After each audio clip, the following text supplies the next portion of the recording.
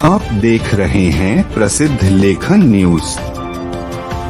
सभी रेल यात्रियों के लिए 2 महीने का नया नियम लागू। 1 नवंबर से टिकट बुकिंग की लिमिट। सभी रेल यात्रियों के लिए 3 बड़े अपडेट नए नियम निकल कर आ रहे हैं।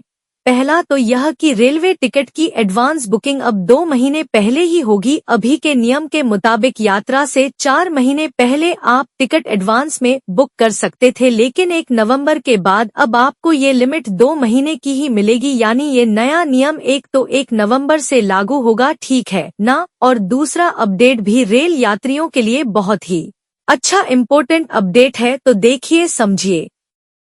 पहला तो ये कि रेलवे ने रिजर्वेशन का नियम बदल दिया है। रेलवे की तरफ से एक बयान जारी करते हुए बताया गया कि 1 नवंबर 2024 से एडवांस रिजर्व पीरियड 60 दिनों यानी कि यात्रा के दिन को छोड़कर जो 60 दिन बचते हैं उसका होगा, और बुकिंग भी उसी के अनुसार की जाएगी।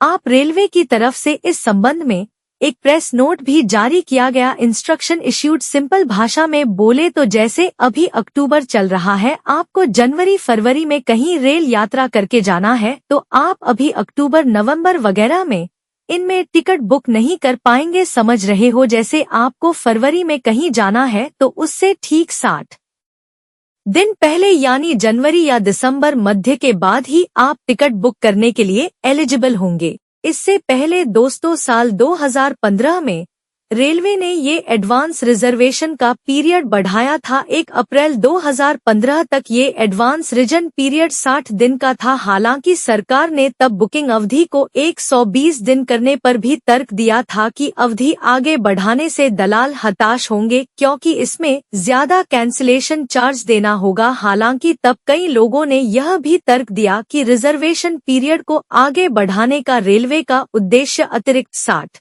दिनों के लिए भी आज के साथ साथ कैंसिलेशन की ज्यादा संख्या के माध्यम से एडिशनल रेवेन्यू कमाना है। तो रेलवे पर ये आरोप भी लगे थे उस वक्त जब 120 दिन टाइम पीरियड चल रहा था। रेलवे का दूसरा नियम लागू।